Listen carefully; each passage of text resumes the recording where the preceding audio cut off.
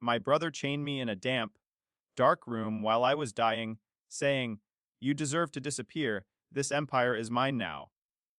In court, he smiled, certain no one had proof, until my doctor suddenly spoke 6 words that froze the entire courtroom. My name is Brian Ford, Botta, and for 36 years I had been the invisible son. I was the one who left the small town, Botta, the one who built a career as a financial accountant in the city, the one who prioritized freedom over family obligation. I had chosen to be absent, accepting that the price of my success was a quiet, conditional love from my parents. But I never realized that choice would nearly cost me my life. The phone call came on a gray Tuesday afternoon. My mother's voice was strained, confused. An insurance company had sent a letter flagging unusual billing patterns in their medical claims. My father, a man who always deferred to his wife and never understood numbers, couldn't make sense of the financial language. They needed someone who understood the details, the forms, and the loopholes. They needed me. Not because they missed me or because they valued my opinion, but because I was suddenly useful. I told myself it didn't matter why they called. They called. That was enough. I drove the 4 hours home on an overcast October morning, Boda. My heart medication tucked securely in my professional messenger bag. I am an accountant, a planner, a man who must always consider the risks. I knew my heart condition was a sword hanging over my head, and I never traveled without a fresh, sealed bottle of my metoprolol. The house looked the same, white siding, black shutters. But when I walked through the front door, the air felt heavier, thicker with an unacknowledged tension. Leo, my younger brother, greeted me with a smile that was perfectly calibrated but never reached his eyes. Leo was the golden son, the one who stayed close, who sacrificed his own ambitions, so the story went, to care for our aging parents. He hugged me briefly, his body rigid.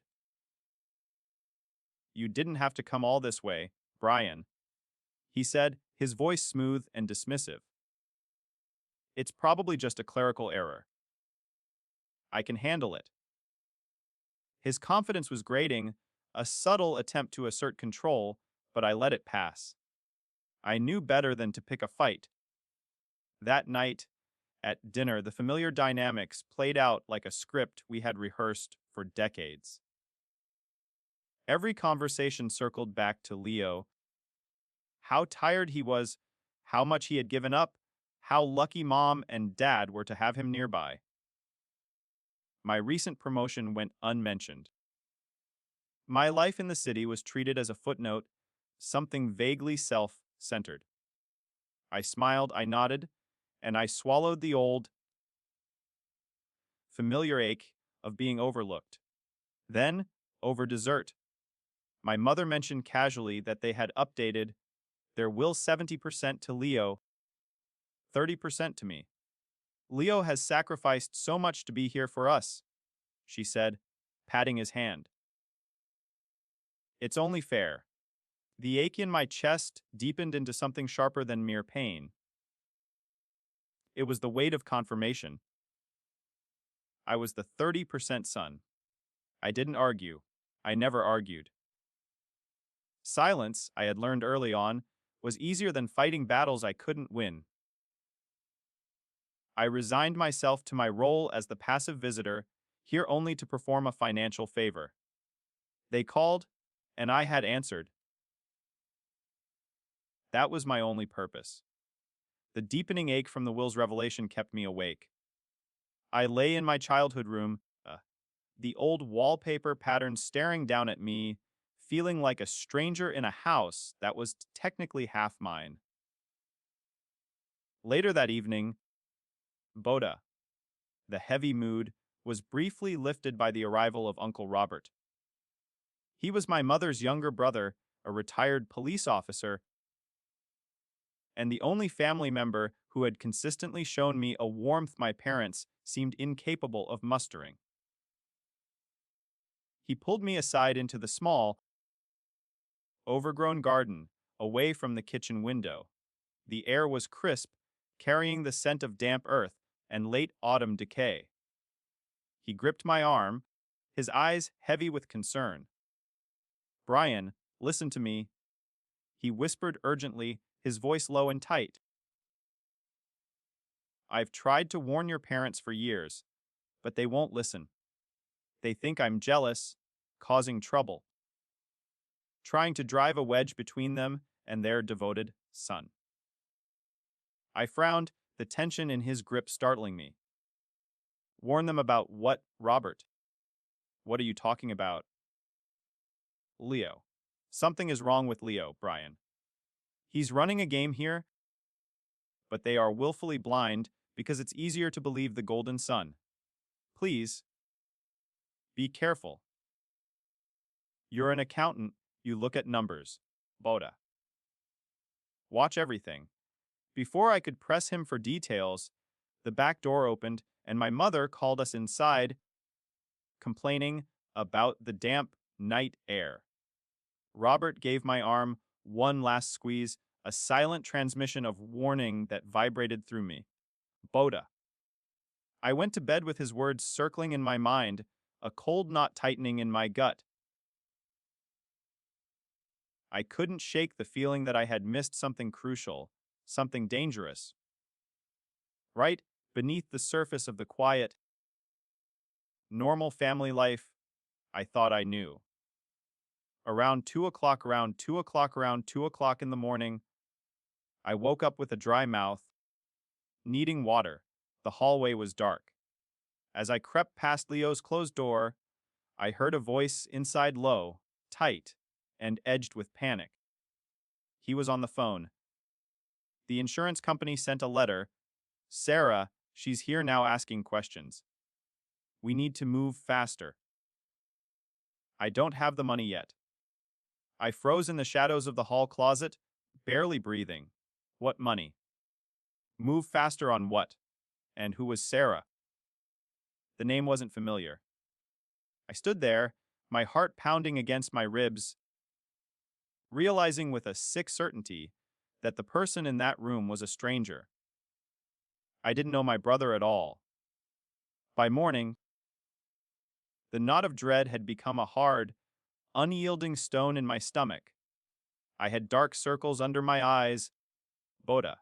But I knew I couldn't tip Leo off that I'd overheard his panicked call. At breakfast, I tried to act normal, discussing the weather and asking mundane questions about my father's blood pressure appointments. Leo watched me the entire time, his eyes sharp and calculating, as if sensing the shift in my composure. Midway through the meal, he set down his fork, the gesture deliberate. "You know, Brian, you've been silent so long that no one in this family considers your opinion anymore," he said, his voice casual, but his words cutting like glass. "Mom and Dad consult me on everything. The finances, the medical decisions, the house. You're basically a guest here." My mother didn't flinch. My father kept eating his eggs. I felt the truth of his words. The family had relied on my invisibility for years. But I also recognized the desperation hidden beneath the confident strike.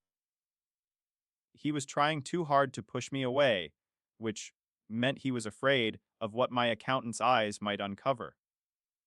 After breakfast, I told my parents I needed to clear my head and would take a drive. Instead, I drove straight to Uncle Robert's house. He opened the door before I could even knock. "You heard something, didn't you?" he asked, leading me into his small, quiet living room. I told him about the phone call, the mention of Sarah, and the money, and Leo's strange, hostile behavior. Robert listened, his face grim, and then went to his bedroom, returning with a worn, spiral notebook. 5 years ago, I started noticing things. Robert said, settling onto the sofa. Expensive clothes, a new car, bought a lavish vacations Leo couldn't possibly afford if he was relying on mom and dad's modest stipends. Ah, I tried to show your mother the bank statements, the receipts that didn't add up. Do you know what she did? She accused me of being jealous, of trying to cause family drama. He opened the notebook. Inside were pages of meticulous observations, dates, and suspicious incidents. 5 years of documentation he couldn't get anyone to believe. Your silence was never virtue, Brian, Robert said, meeting my eyes with painful honesty. It was permission. The longer good people stay quiet, the further the wicked advance. I stayed quiet too long, letting them push me away instead of fighting harder. Don't make my mistake.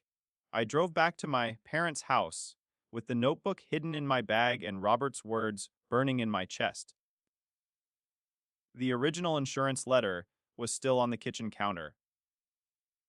I took it to my old bedroom, locked the door, and with my professional accountant's focus, I went over every line. The insurance company had flagged $47,000 in suspicious charges over 18 months. Duplicate billings. Treatments at facilities my mother had never visited, and medications never prescribed. This was not a clerical error. This was systematic fraud.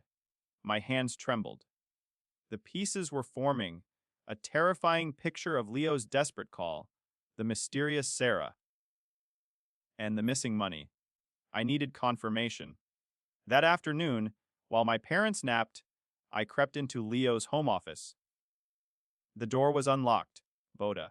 A drawer on the left side of his desk was slightly ajar. I pulled it open and found a document that chilled me to the bone. A loan agreement for $150,000 borrowed from someone named Sarah Sullivan, due in 45 days at an 18% interest rate. My mind calculated automatically. This wasn't just petty fraud. My brother was drowning in debt. Desperate people do desperate things, and I now understood just how desperate Leo was. I couldn't sleep that night. I needed to understand the full scope of his betrayal. The next morning, I waited for Leo to leave for a supposed appointment and called the family attorney, Mr. Henderson, under the guise of tax planning. Of course, the original 50-50 split was quite standard. Mr. Henderson said pleasantly, after confirming the property details. But your brother explained that you preferred the revised arrangement. He said you felt guilty about not being present for your parents' care and wanted Leo to receive a larger share. I have a signed letter from you authorizing the change, dated about 14 months ago. I gripped the phone, my knuckles white. A signed letter. I had never written any such document. For over a year, Leo had been lying to the attorney, to our parents, to everyone. Sabota. He had forged my signature and stolen my inheritance right in front of the people who were supposed to protect me. I thanked Mr. Bota Henderson and hung up, my entire body shaking. Leo was capable of sustained, calculated deception. He had been planning this scheme for years. I locked myself in my father's study. Cross-referencing the suspicious insurance claims with years of bank statements, the pattern emerged within an hour. Over the past 5 years, Bada, Leo had siphoned approximately $200,000 from the family's medical fund. Boda. The $150,000 loan made sense. He had tried to replace the stolen money through a failed investment. He owed $350,000 in total. I finally understood why Leo was so desperate to push me away. I wasn't just an inconvenience, I was an existential threat. The moment I reported what I knew, his entire life would collapse. I didn't waste another minute. I photographed every document with my phone, the bank statements, the insurance claims, the loan agreement, the forged letter. I opened my email and sent everything to Uncle Robert with a message that still haunts me. If anything happens to me, anything, give these files to the police immediately. Do not wait. Do not give Leo a chance to explain. Just call the authorities. Then I texted my lawyer friend in the city. Family emergency, possible major fraud case involving my brother. If you don't hear from me in 24 hours, call my Uncle Robert and contact the police. I am not being dramatic. Please take this seriously. As I gathered the documents to return them, I noticed my own heart medication bottle on the nightstand.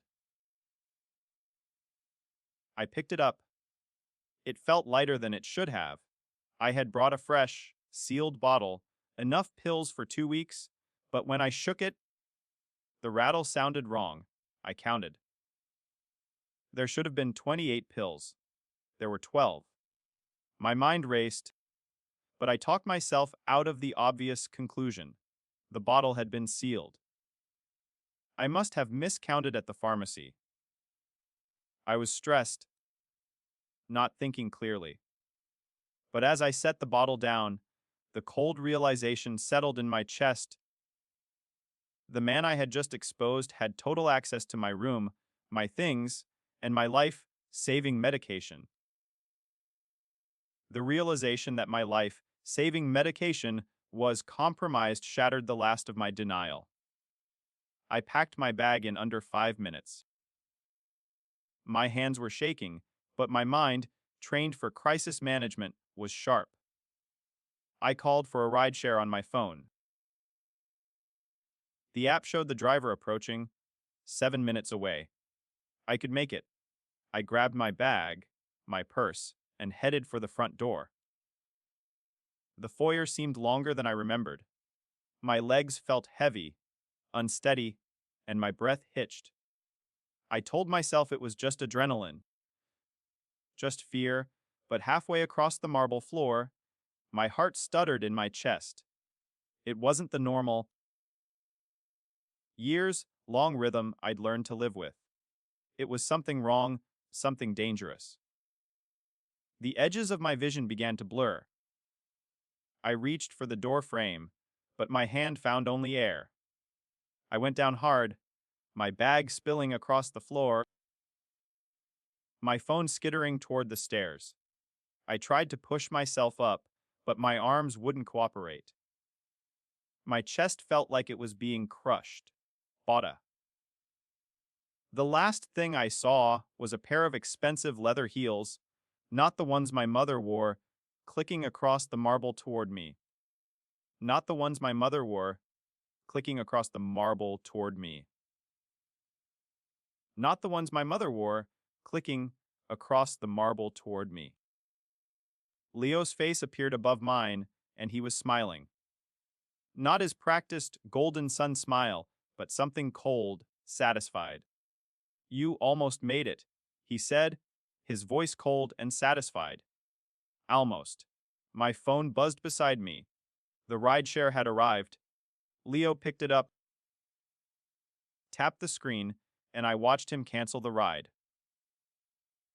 Then his fingers moved again, typing a text message. I later learned he impersonated me, sending a message to Uncle Robert T. Changed my mind about dinner tomorrow. Heading back to the city early. We'll call next week. He hit send, dropped the phone, and looked at someone standing in the shadows behind him. Help me move him, Leo said. We're out of time. I woke to a darkness so complete it felt like being buried alive. Cold concrete pressed against my cheek. The air was thick with mold, a dampness that seeped into my bones. I tried to move and felt the bite of metal around my left wrist, a heavy handcuff attached to a thick, rusted pipe. I pulled harder, bada, and the rattle of the chain against the corroded metal echoed in the blackness. My heart was pounding, but the rhythm was terribly wrong, skipping beats, stuttering like an engine running out of fuel. I knew with chilling, clinical certainty what was happening. Without my medication, my heart condition would deteriorate rapidly. I had maybe 72 hours, perhaps less given the shock and the cold. I was in the basement, the old storage area beneath the house that no one had entered in years. The walls were thick stone. I could scream until my throat bled, and no one upstairs would hear a sound. I don't know how long I lay there, before I heard the scrape of a door opening above. A sliver of light cut down the stairs. Footsteps descended, slow and deliberate. Then Leo appeared, standing over me with a powerful flashlight pointed at my face. He looked different. The mask he had worn our entire lives was gone. In its place was something calculating and cruel, something that had been hiding beneath the surface for years, waiting for this moment. "You're awake," he said. "Good. I wanted you to understand before the end." I tried to speak, but my throat was dry, my voice barely a whisper. "Why?" Leo laughed, a sound devoid of warmth. "You want to know why, Brian? Really why? Because you left. You got to escape while I was trapped here. You packed your bags and drove away to your apartment, your career, your freedom. And what happened to me? Leo, you're the good son. Leo, stay close to mom and dad. Leo, sacrifice everything." He began to pace, his shoes clicking against the cold concrete. "For 15 years, I've been their unpaid nurse, their emotional punching bag. Every holiday, every crisis, Boda. Every 3 o'clock, every 3 o'clock a.m. phone call about dad's blood pressure or mom's anxiety. That was me. I managed dad's finances while you climbed your corporate ladder. And what did I get for it? A prison made of family duty. That money," Leo continued, his voice rising, "I earned it. Every dollar was payment for the life I gave up while you built your precious career." He crouched down, his face inches from mine. "And now you come back with your accountant eyes, ready to destroy everything I've built, ready to expose me, send me to prison, Boda. Take away the only payment I ever received for my suffering. No, you've always been invisible in this family, Brian. Mom and dad barely noticed when you left. They won't notice when you're gone for good. You'll disappear for real this time." He pulled my phone from his pocket and held it up like a trophy. "I've already sent messages to everyone who matters." Brian had a breakdown, needed space, left suddenly for the city. So sad, but not surprising. You've always been the fragile one. When they find your body, if they ever do, it will be a tragedy. Boda, a man with a heart condition who wandered off during a mental health crisis and died alone. Not a crime. Just another sad story. Leo stood and moved toward the stairs. "I switched your medication bottle the first night you arrived. Bada, you've been taking half doses for 3 days. Without your pills, Your heart will fail within 70. 2 hours, maybe sooner given the stress. He paused at the bottom of the stairs, looking back at me one final time. Goodbye, Brian. I'd say I'm sorry, but I'm not. You escaped when I couldn't. Consider this the price of your freedom. The door closed behind him, and the complete darkness swallowed me whole. I let myself cry for exactly 5 minutes, allowing the terror and the betrayal to wash over me. Then I stopped. I wiped my face with my free hand and began to think. I was not going to die in this basement. Boda. I was not going to disappear quietly while Leo continued his life above me, pretending to be the grieving brother who lost poor, fragile Brian. I took inventory. My left wrist was cuffed, but my right hand was free. I still wore my smart watch. I pressed the button, and the screen glowed to life 34% battery. No cellular signal this deep underground, but the watch had a voice recording function. I made a decision. I wouldn't record continuously and drain the power. I would document only the most critical information and preserve the battery. I pressed record and whispered into the tiny microphone, capturing the cold air and the rattle of the chain. My name is Brian Ford. I am being held in the basement of the Ford family home. My brother, Leo, has imprisoned me here and removed my heart medication. This is premeditated, attempted murder. He just confessed. I stopped the recording and turned my attention to my restraints. The pipe was old, corroded by decades of moisture. I found the weakest point, a grinding joint, and began to work at it. It would take hours, maybe days, but I had no other choice. Time became meaningless in the dark. My heart stuttered more frequently now, each irregular beat a reminder of the countdown I was living under. I recorded another short entry, my voice barely above a whisper. If I die here, find this watch. Find Leo. He said I earned this, that I escaped while he was trapped.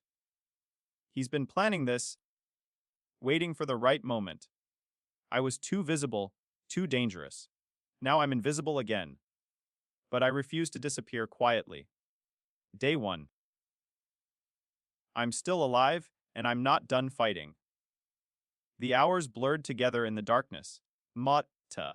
My existence was measured only by the increasingly erratic rhythm of my heart and the slow, grinding progress I made on the corroded pipe fitting.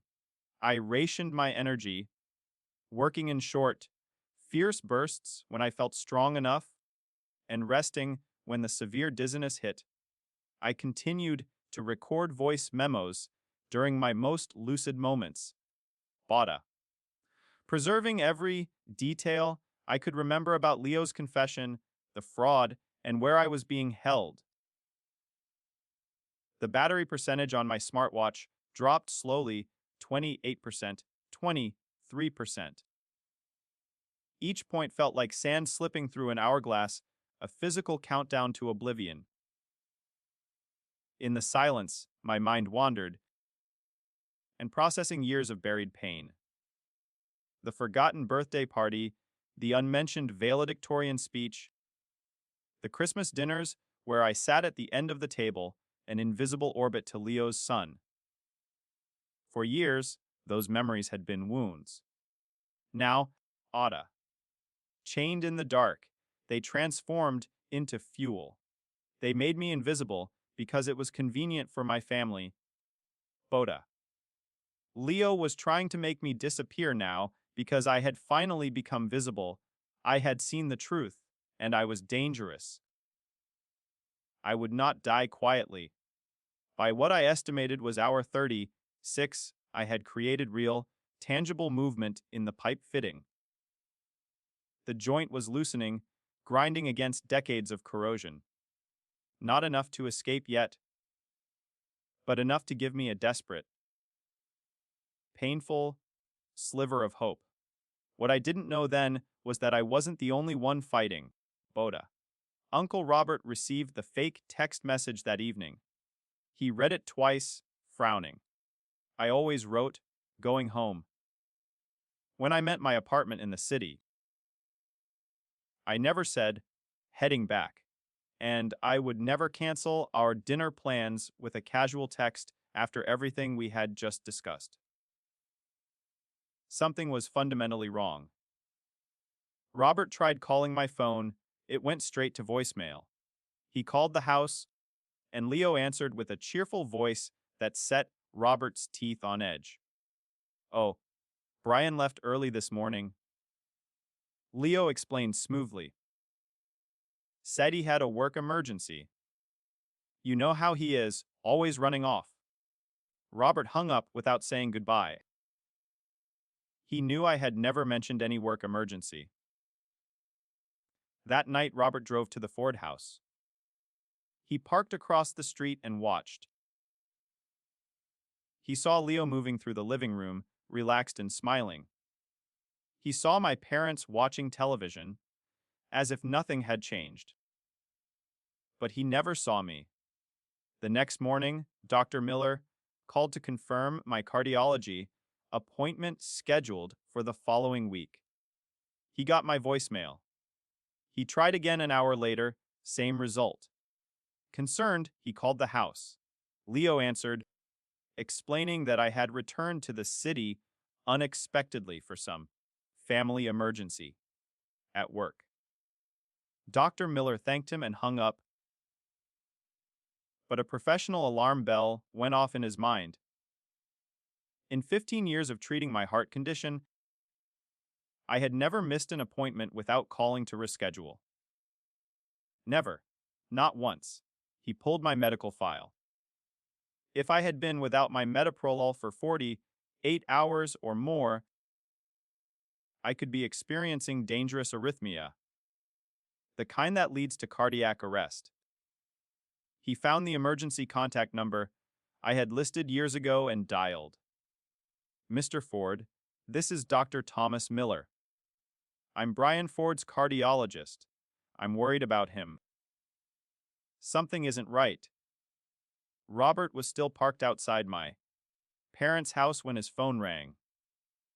He listened to Dr. Miller's concerns, and the pieces fell into place with terrible clarity: the fake text, the lie about a work emergency, Brian's life, threatening heart condition, and the missing medication. This wasn't a misunderstanding. This was something much darker. Dr. Miller, Robert said, his voice firming with resolution. I need you to come to the Ford house right now. Don't tell them why. Just come. In the basement, my strength was fading. My vision blurred more frequently, and the irregular heartbeat was becoming something truly dangerous. But the pipe fitting had loosened significantly. I could feel it giving way, grinding against the rust and age. Not enough to escape yet, but desperately close. I used my last reserves of energy to tap a pattern against the pipe, slow, fast, slow SOS, hoping, against all logic, that someone above might hear. My final, desperate SOS tap against the pipe was answered by sounds I barely dared to believe. Footsteps, heavy and hurried, moved across the floor above me. Voices, my mother sounding confused and frightened, and Leo's, tight with controlled panic, talking fast. Then came a new voice, male, authoritative, and official. Mayim. We have a report of a possible emergency. We need to search the premises. Hope surged through me, but doubt followed close behind. Leo had lied his way out of everything for years. Could he talk his way out of this too? I heard Leo's voice above me, tight with forced calm.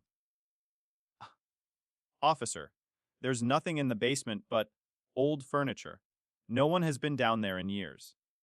Then, Uncle Robert's voice cut through, firm and clear from the hallway. I called 911. I reported a possible kidnapping. I suspect my nephew is locked in that room and requires medical aid immediately. More footsteps. I heard the sound of someone trying the basement door handle. It's locked, a man said. Do you have the key? Leo's response was barely audible, a frantic excuse. Then Dr. Miller's voice, unwavering, filled the space. I am this family's physician.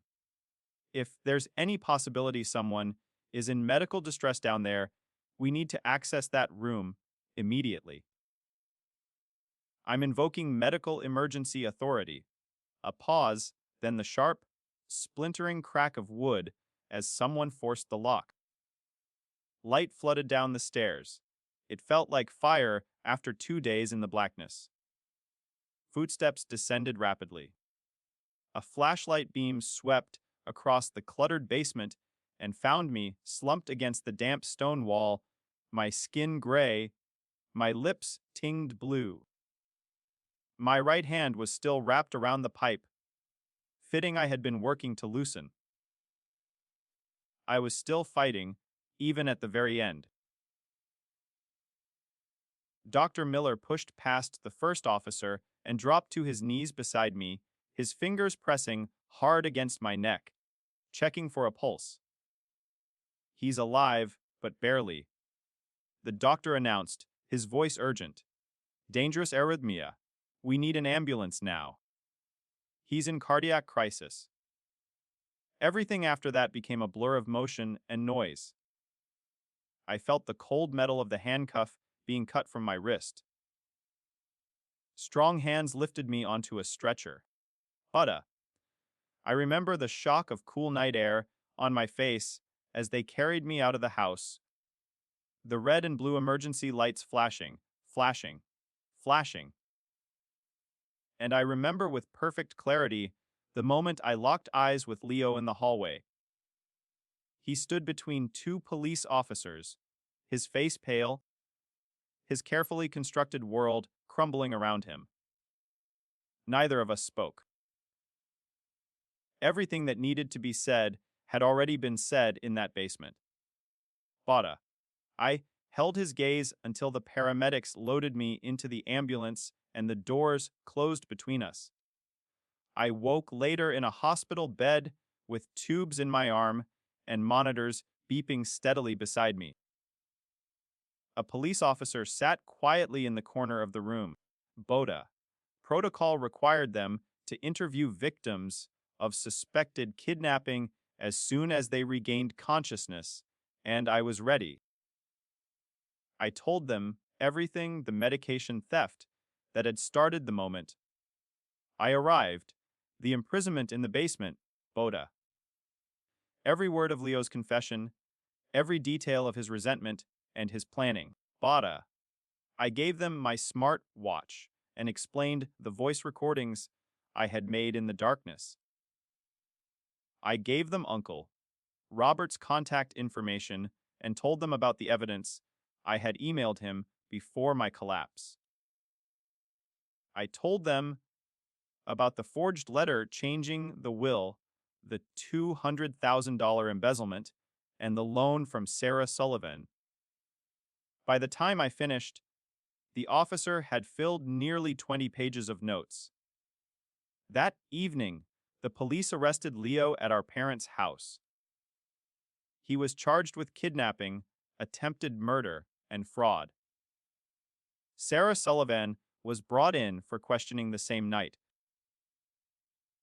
The legal battle had begun, and thanks to the courage of my allies and the little watch on my wrist, I finally had proof. The immediate danger had passed, but the war for the truth was just beginning. 2 weeks after my rescue, I was strong enough to meet with the district attorney, a sharp-eyed woman in her 50s. I was adamant. Bada. I didn't just want Leo convicted For what he did to me, I wanted the full scope of his fraud exposed. Every dollar stolen. Every lie told to our parents and the attorney.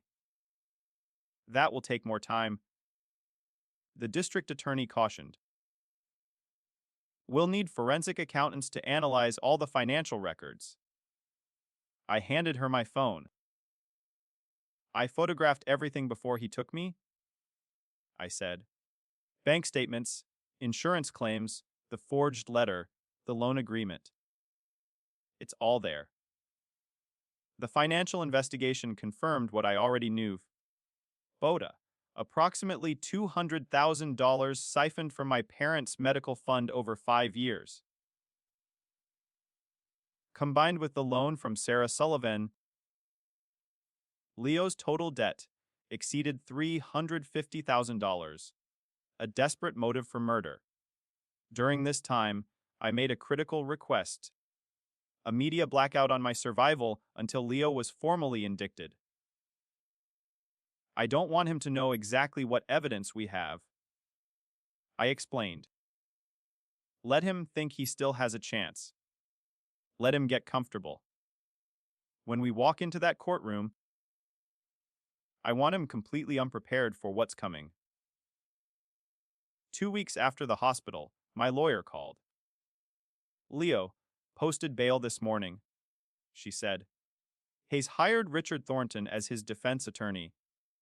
I recognized the name immediately. Bada, the most expensive, aggressive criminal lawyer in the state, known for getting wealthy clients acquitted through legal theatrics and media manipulation. There's more, my lawyer continued, her voice grim. He's already giving interviews. Bada. He went on the local news this morning and told them you've had mental health struggles for years. He's calling this a tragic misunderstanding fueled by sibling rivalry. He's playing the victim, Brian, and some people are believing him. I felt my jaw tighten. The old, invisible Brian might have crumbled at this news, letting Leo's lies go unchallenged. But I had survived 2 days chained in a basement. I had faced death and refused to surrender. I was done being invisible, done being silent, and done letting my brother control the narrative. Then let's give him the trial he's asking for, I said. Let him think he's winning. When we walk into that courtroom, I want him to have no idea what's about to hit him. The next 6 months became a war of patience and strategy. Leo's attorney filed motion after motion, challenging evidence, requesting delays. But the prosecution successfully argued that the overwhelming documentary evidence and concerns about witness intimidation warranted moving forward. A trial date was set. Meanwhile, Leo launched his counterattack. He hired private investigators to dig into my past. Bada. He created a public relations campaign, portraying himself as the devoted son persecuted by his mentally unstable brother. Boda. He gave tearful interviews, dabbing his eyes as he described my supposed history of emotional breakdowns. Brian has struggled with his mental health for years, he told one reporter. I was trying to help him during a crisis, and somehow that's been twisted into something criminal. This is a family tragedy, not a crime. Some of my extended family members began to believe him, Boda. Cousins, who hadn't spoken to me in years, suddenly had strong opinions about my mental state. But those who watched Leo closely noticed the cracks in his face. He had lost weight, snapped at his own attorney, and checked his phone obsessively. The stress was eating him alive. During one pretrial hearing, when the judge denied his motion to exclude my smartwatch recordings as evidence, I watched his hand tremble as he wrote notes. Then came the discovery that shattered his defense strategy completely. During the pretrial evidence exchange, the prosecution obtained Leo's text message history with Sarah Sullivan. What they found was devastating. In messages sent weeks before my imprisonment, Leo had discussed his backup plan. "If it comes down to it, I'll say you forced me," he had written to Sarah. "Your fingerprints are on the handcuffs. Your car was seen at the house. You're the violent ex-partner who threatened me into helping. I'll cry on the stand. Boda, everyone will believe me." He had been planning to sacrifice Sarah from the very beginning. When Sarah Sullivan's attorney showed her these messages, her loyalty, which had been purely financial, evaporated in an instant. Ada. Within 48 hours, she accepted a plea deal from the prosecution, full testimony against Leo in exchange for a reduced sentence. She would tell the jury everything. The planning conversations, her role in moving my unconscious body to the basement, and Leo's instructions about disposing of my medication. Leo learned of Sarah's betrayal the morning of jury selection. A bailiff later told prosecutors he heard Leo screaming into his phone in the courthouse bathroom, his voice raw with rage. "You promised. You swore you would never turn on me." The composed victim he had been performing for the cameras was nowhere to be found. The real Leo was emerging, and he was terrified. Boda. The final blow came 3 months before the trial when a woman named Sarah contacted the district attorney's office. I had never known Sarah existed until the prosecutor told me her story. 4 years earlier, Sarah had worked with Leo.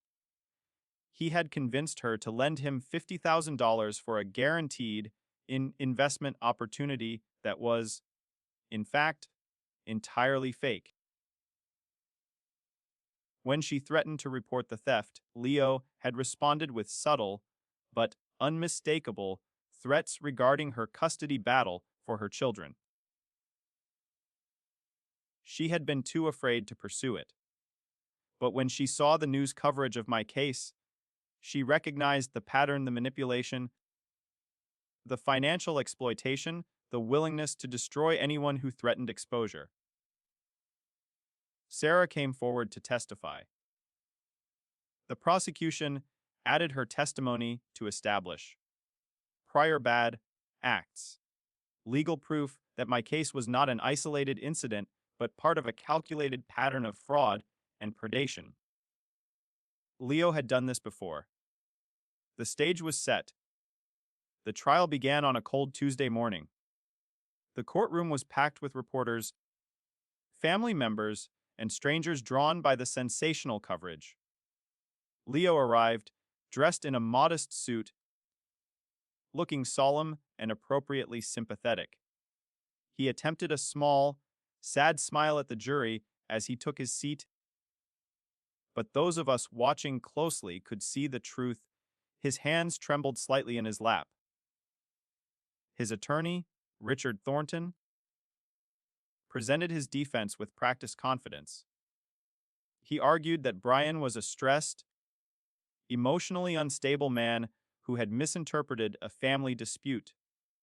The so-called imprisonment, he claimed, Boda, was actually Leo trying to help his brother during a mental health crisis.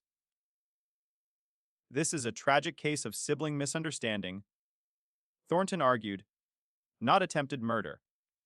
Leo Ford is a devoted son who sacrificed his own dreams. He is not a criminal. He is a victim of his brother's delusions. Leo nodded along to every word, maintaining his composed facade. The prosecution methodically called their witnesses. Sarah Sullivan described every detail of the plan, confirming her role and Leo's betrayal. Sarah, the former colleague, told her story of manipulation and $50,000 theft, establishing Leo's predatory pattern.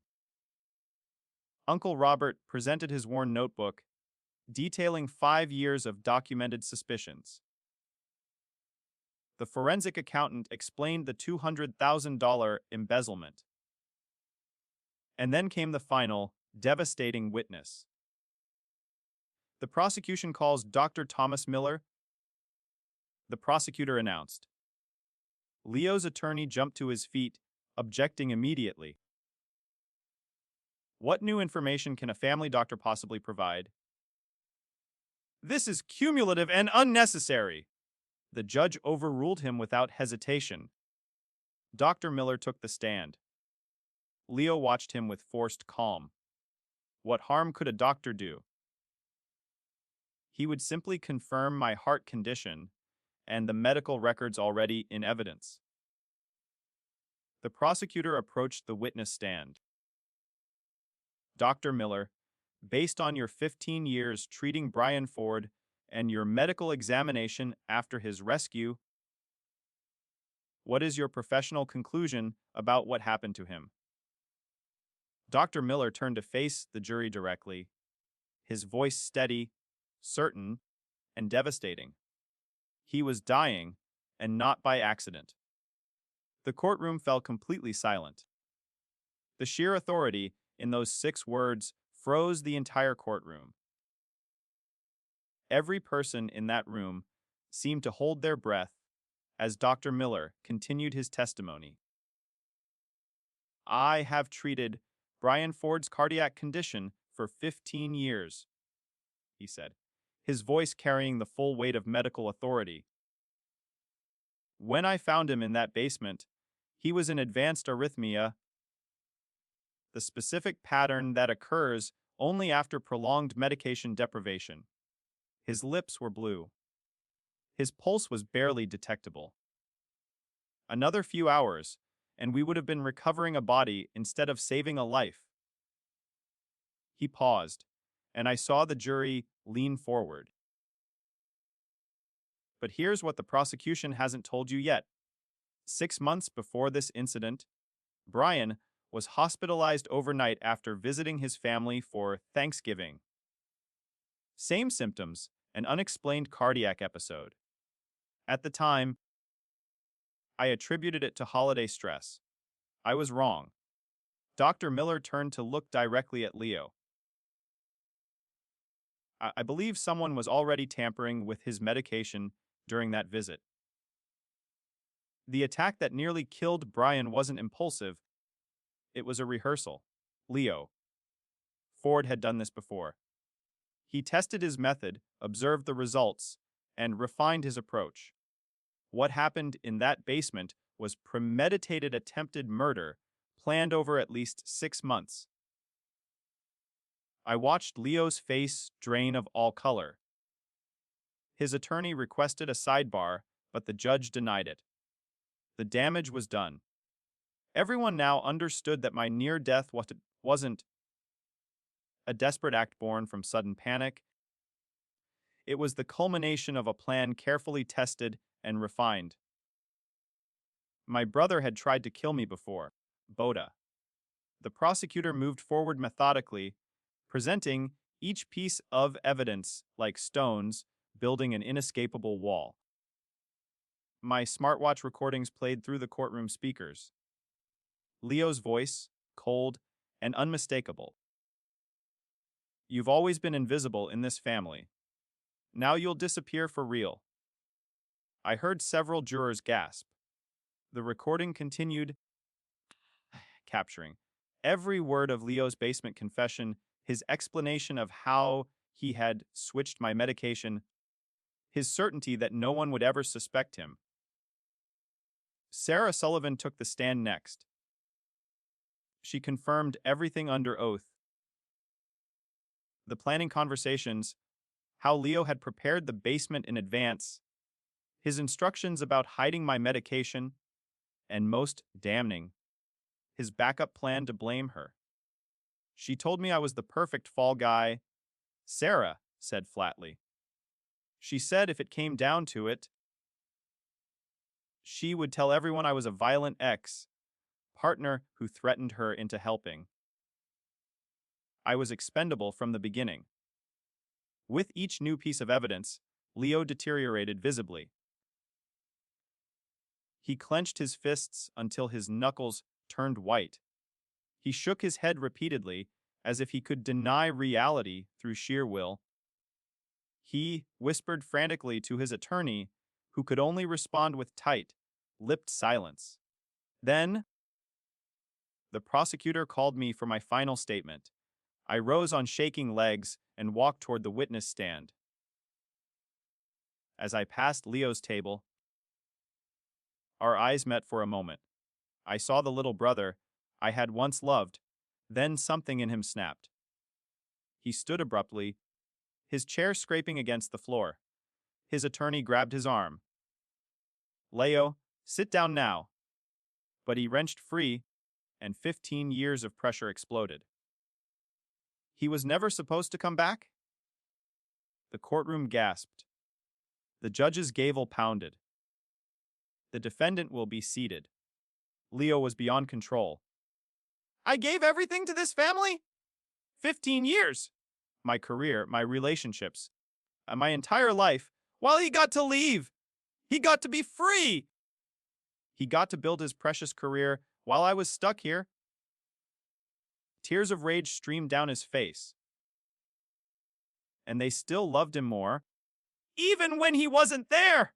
Everything was always about Brian. We miss Brian. I wish Brian could visit more.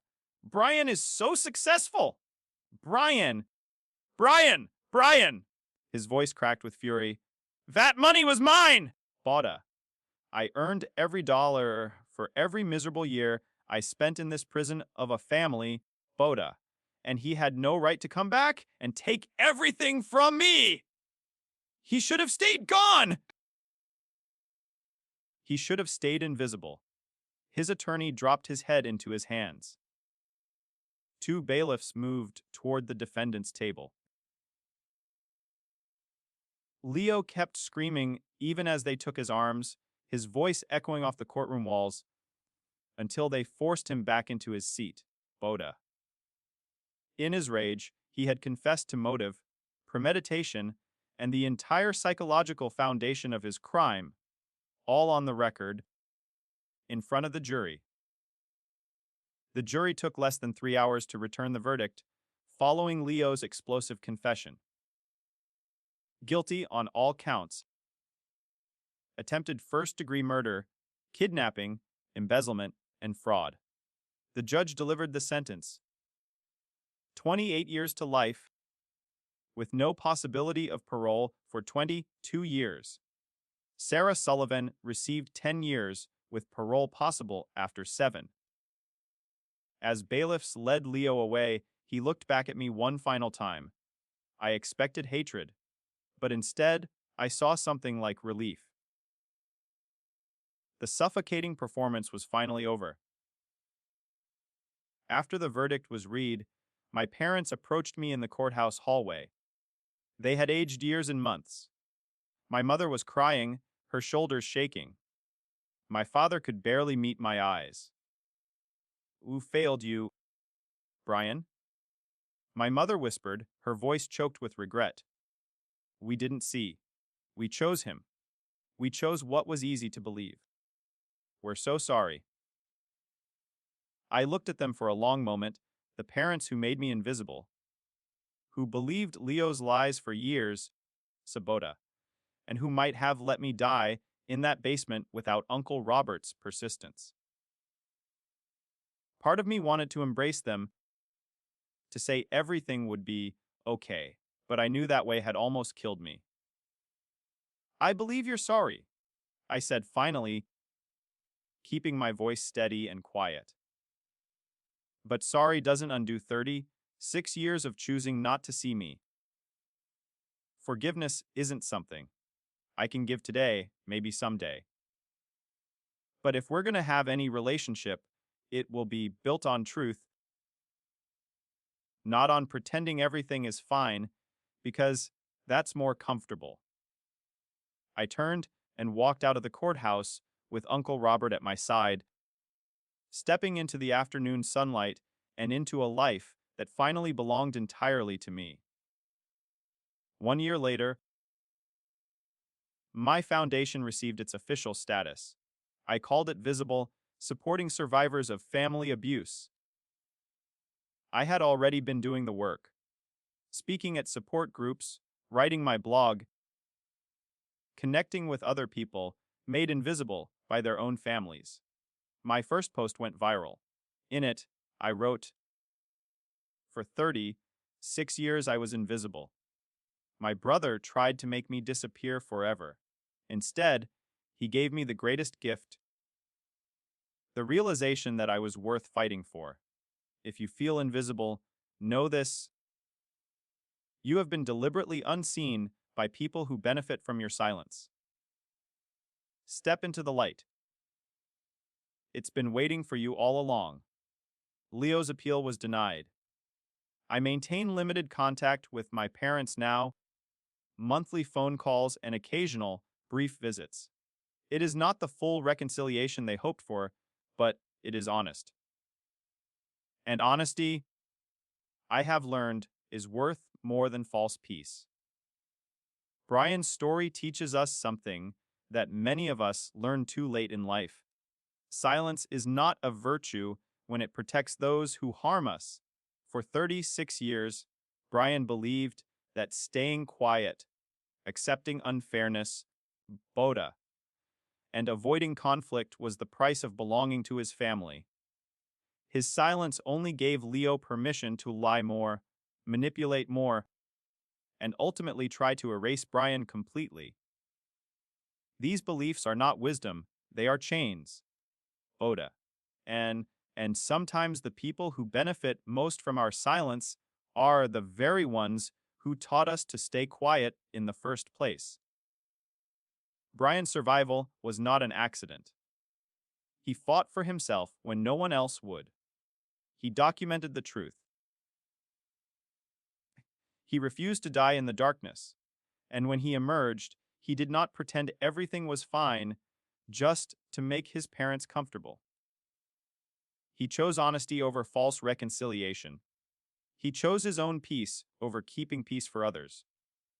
That is not cruelty, that is self-respect. Boda. Sometimes the bravest thing we can do is stop accepting treatment we would never allow someone to give to a person we love. Sometimes the most powerful thing we can speak is simply, no more,